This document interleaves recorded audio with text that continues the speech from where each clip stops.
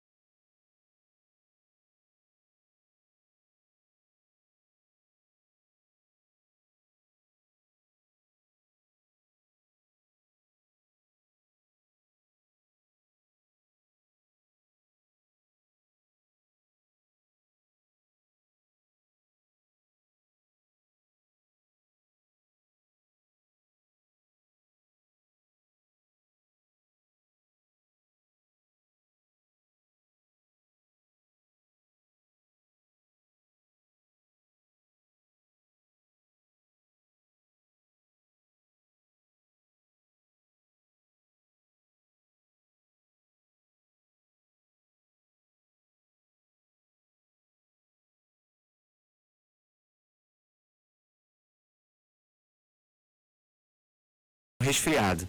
Então, vamos lá, a gripe, elas vão ser sintomas mais fortes. Os sinais clínicos ali da gente vai realmente a gente vai se sentir mais cansado, né? Por quê? Porque ela é causada pelo vírus. Então, ela é autolimitada, ela vai durar ali 4, 7, 10 dias e você vai tomar o que a gente chama de sintomáticos de acordo com a orientação do seu médico. Já um resfriado, ele pode advir de como você bem falou, de uma resposta aí a uma troca de temperatura. Lembrando que a gente aqui no interior, a gente sofre um efeito chamado continentalidade. Então, o mar, ele é um estabilizador térmico. Então, muitas vezes, até pacientes nossos, depois de sofrer uma cirurgia, uma septoplastia, né, uma turbinectomia, cirurgias para que a gente possa aumentar a qualidade de vida e melhorar o fluxo aéreo nas vias aéreas, principalmente superiores, né, mas que tem consequência também nas vias aéreas inferiores, os pulmões.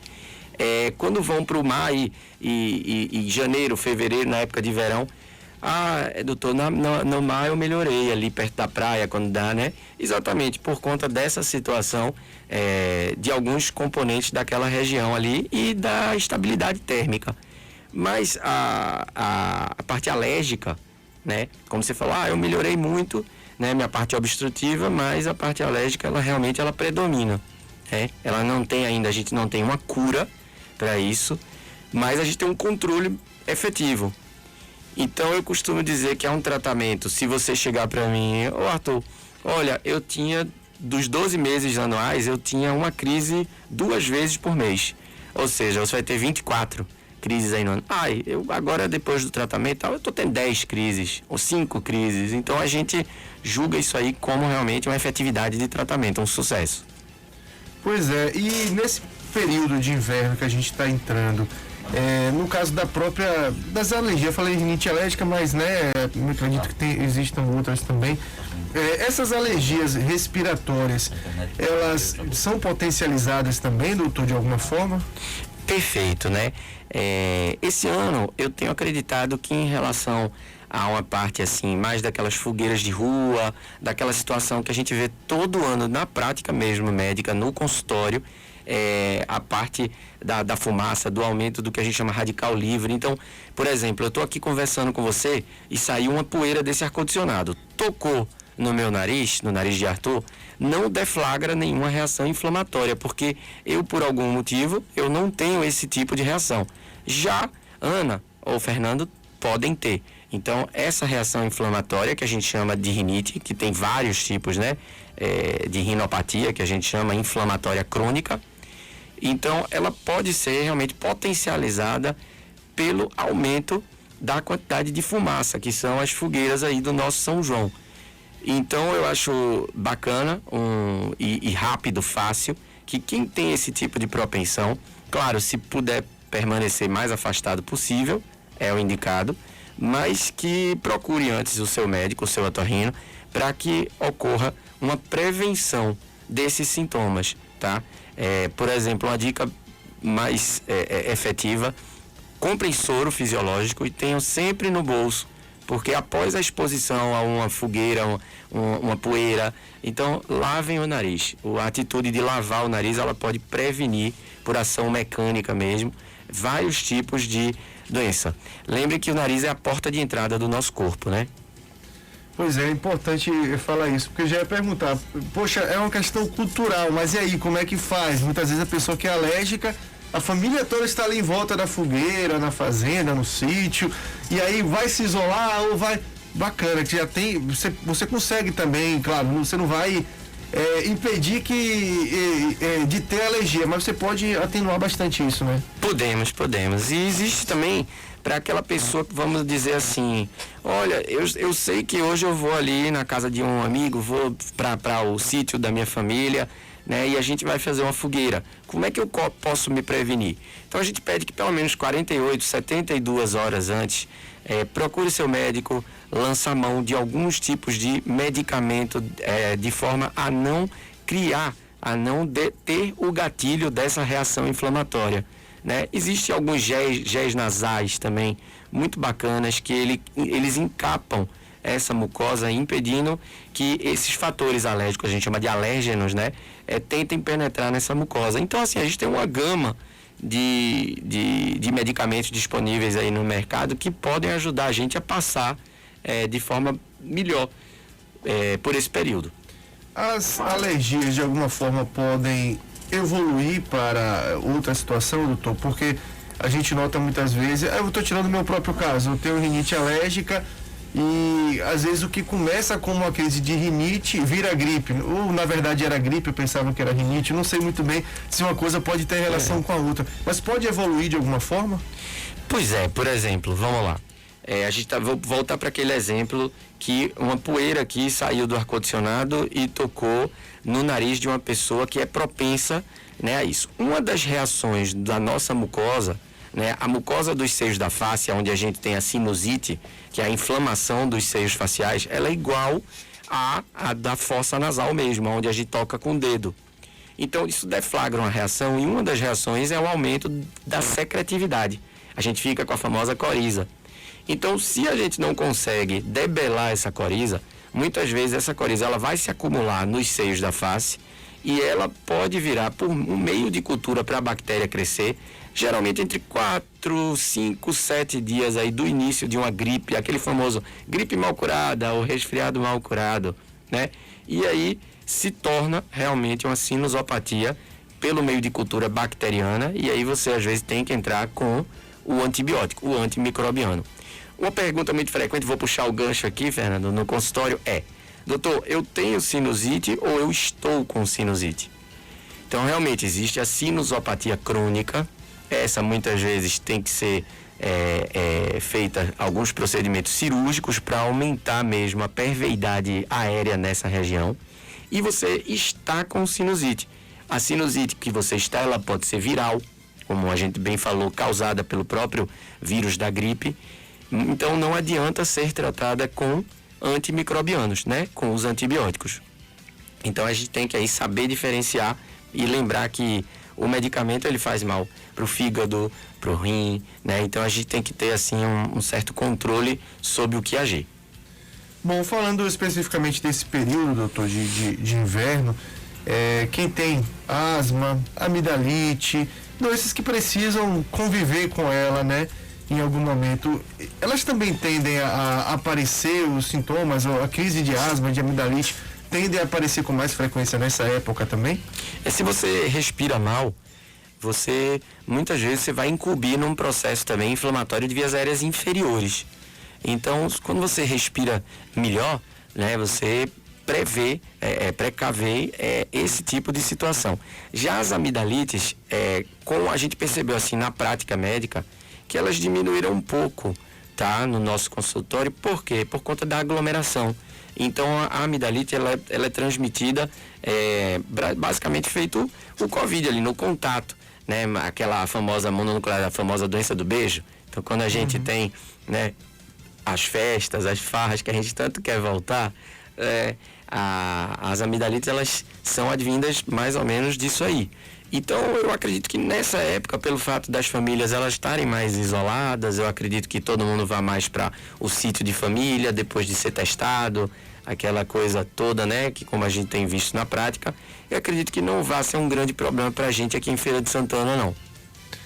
Bom, uma questão que a gente cresce ouvindo e aí vai passando para os nossos filhos e muitas vezes a gente não busca explicação técnica para isso.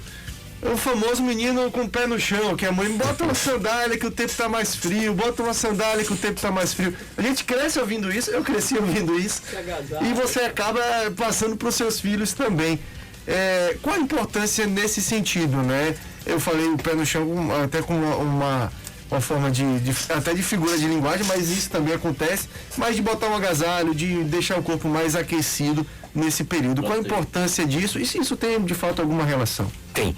É engraçado, eu vou falar sobre isso aí também, é uma coisa muito comentada, né, no consultório, mas aquela criança que acorda e o chão realmente está gelado, a depender do piso e tal, então a gente tocou com o pé no chão, né, existe realmente uma reação a isso aí. Então, quando você tem o pé gelado, por via até neurológica mesmo, tem nervos que levam esse tipo, né, de sensação até a mucosa nasal, tá? E pode deflagrar uma rinite naquele momento. Né? Então, e com o aumento da secretividade nasal, com congestão, e aí levando a toda essa situação que vai mimetizar uma gripe, um resfriado, mas trata-se realmente de uma reação naquela região e causado realmente pelo que você falou, tá? Por tocar o pé no chão gelado. Então, quando a mamãe falar, acredite. Acredite. Pois é. Agora, doutor, eu não posso deixar de perguntar a respeito da cirurgia de rinoplastia, afinal de contas o senhor é uma referência importante nesta área. Esse período de inverno, muita gente procura fazer esse procedimento. É o período mais indicado? Existe essa relação também, de alguma forma? Ou porque hora é hora para fazer também? Por que acontece isso? Nota-se esse aumento na procura nesse período? Então, na realidade, a procura pelas cirurgias assim, estéticas faciais, ela tem sido muito perene. A gente não tem visto assim uma mudança muito radical de acordo com o clima. Ainda mais o seguinte, Fernando, porque a gente mora, né, em um lugar tropical. Então, o Brasil, queira ou não queira, a variação de temperatura, pelo menos aqui na Bahia, né, no Nordeste em si, ela não é tão grande, tão ao ponto de que a gente diga que a pessoa operar no inverno ou no verão vai fazer tanta diferença. Como, por exemplo, agora o que a gente percebe na forma prática? O desedema, ou seja, o desinchaço nasal, realmente que já é prolongado, em lugares frios, como por exemplo o Canadá, o Alasca, né, alguns o leste europeu e tal. Quando você faz qualquer tipo de procedimento facial, não só a rinoplastia, o desedema, o inchaço realmente ele é menor do que quando você faz em lugares mais quentes. Mas aqui, como essa nossa variação é muito, né, mínima, não teria tanta diferença não. Não tem essa relação direta. Não teria uma relação direta. O que tem é o seguinte, a gente chega em janeiro e aí, quer ir na praia, tudo. Então, como não é, né, nada de urgente, não é uma cirurgia, então aproveitem a vida e aí quando voltarem, a gente faz a rino. Mas por isso, né, para não estar, por exemplo, no verão com o pós-operatório. Perfeito. Lembrando que o pós-operatório da rinoplastia, ele é um pós-operatório assim que, eu até brinco que a gente fazendo a rinoplastia hoje, a pessoa vem dirigindo para revisão, Então, acho que como tudo na vida, a gente tem vantagens e desvantagens, né? Então, a rinoplastia, ela tem algumas vantagens. Você, com uma semana, você está dirigindo, não tem restrição de alimento. Geralmente, com 2 semanas, você está malhando. Com 1 mês, você pode, muitas vezes, ir na praia. E não tem dor, por isso que os homens realmente, é uma das primeiras perguntas, né, dos homens, eu vou sentir dor. A mulher, ela já é mais preparada, até pelo próprio parto, biologicamente, para que a dor do homem dói mais do que na mulher, e as mulheres não entendem isso. É uma verdade, viu? Mas é verdade, é uma verdade biológica. Então, a rinoplastia, ela tem isso. Eu acho que o que eu julgo, assim, ser o mais, vamos dizer assim, chato do pós-operatório da rinoplastia é que ele é longo. O nariz, o desedema dele é com mais de 1 ano. E lembrando que, como qualquer cirurgia estética ou cirurgia mesmo para remoção de alguma doença, ela pode sofrer variações e a gente ter que reintervir. A gente chama de retoque, né? Quando você tem alguma situação, é muito comum em qualquer tipo de área.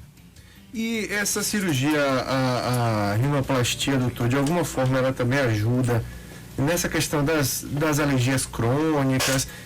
Mais uma vez eu vou tirar meu exemplo, né? Eu fiz, na verdade, a estética pegou até carona nisso.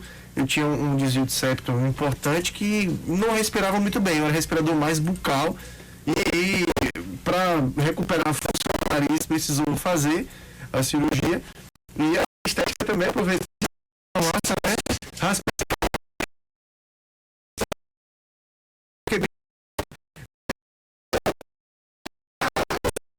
de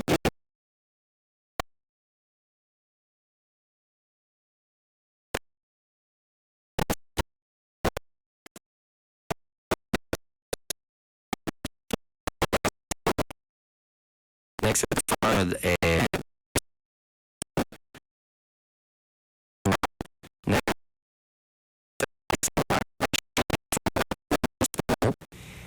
a pessoa já pega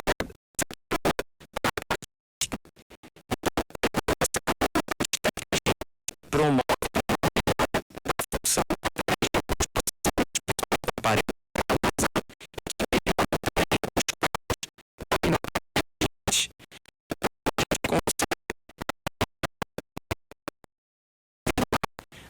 promover uma melhora respiratória e uma melhora estética ao mesmo tempo. Isso eu acho fantástico, sabe? Essa casada eu acho muito bacana. Pois é, talvez fosse só pela estética, confesso que eu não teria coragem. Isso. Porque vai da motivação de muita gente, né? A motivação era funcional, a estética pegou carona.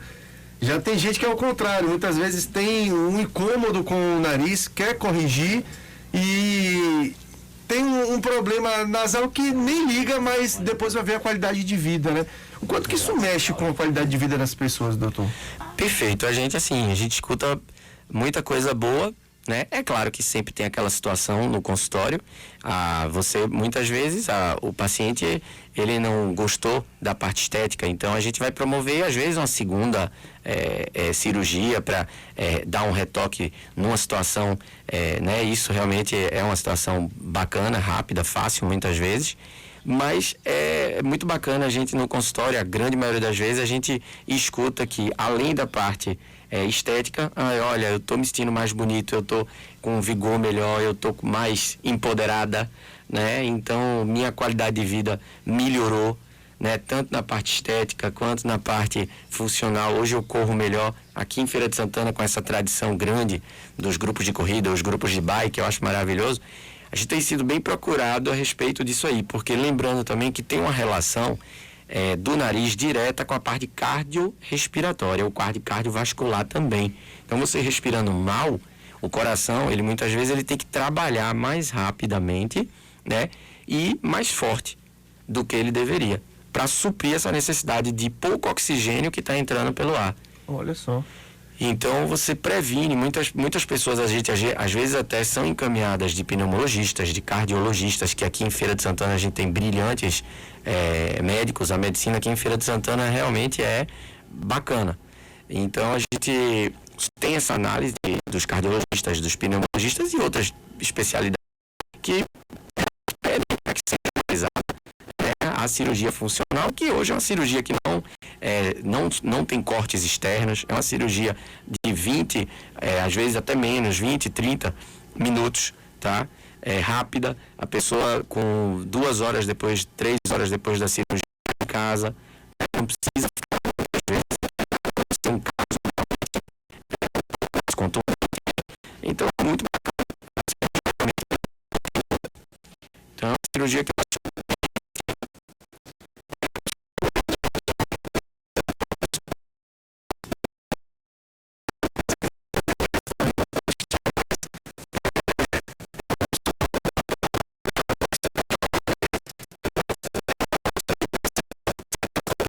mas a questão que mais gosta de se parafernar, né? De colocar um capacete diferente, uma coisa diferente, equipamento diferente. E eu tenho uma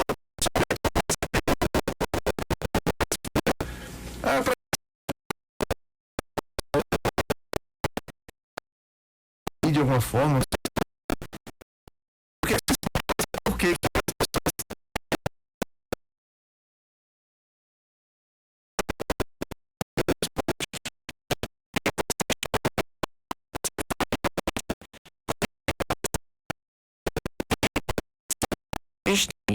de modo adesivo, ela se chama válvula interna. O nariz, ele tem algumas válvulas. Essas válvulas, elas estão fechadas na torneira. Se a válvula da torneira está fechada,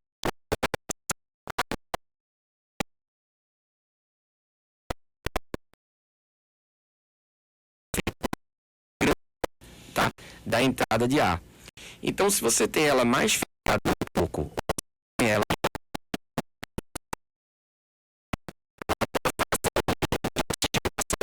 maior. E durante uma corrida, durante um bike, né?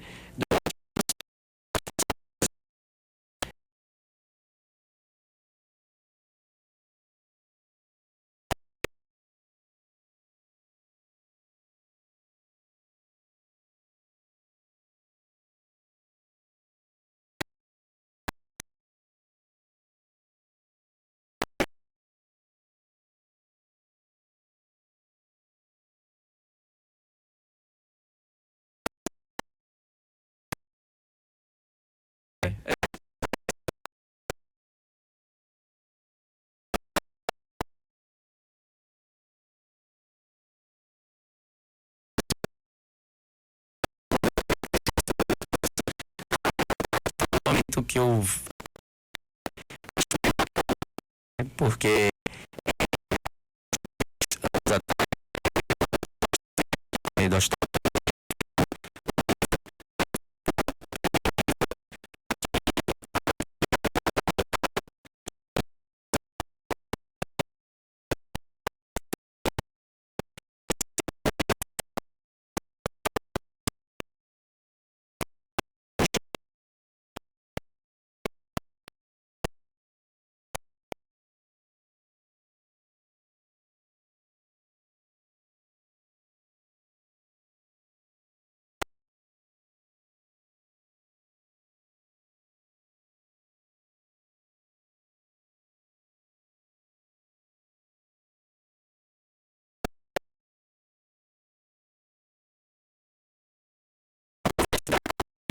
né, brasileira de cirurgia plástica facial, que é uma super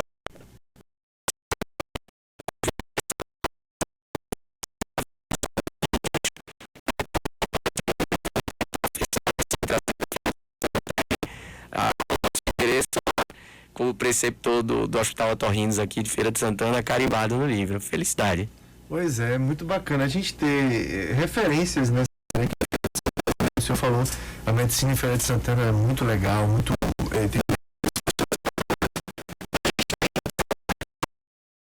a gente fala com propriedade, com paciente, né, com pessoas que conhecem os profissionais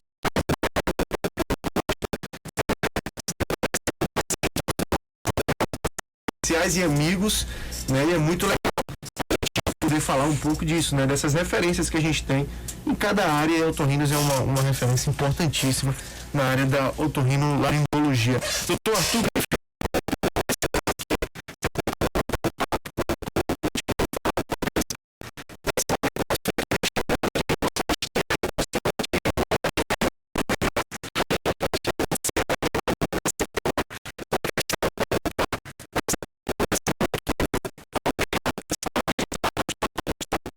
sempre disponível, né? E como eu falei, como você falou, a equipe de vocês aí, a gente sempre tem alguma ligação, né? Com a Ana, com todos aqui.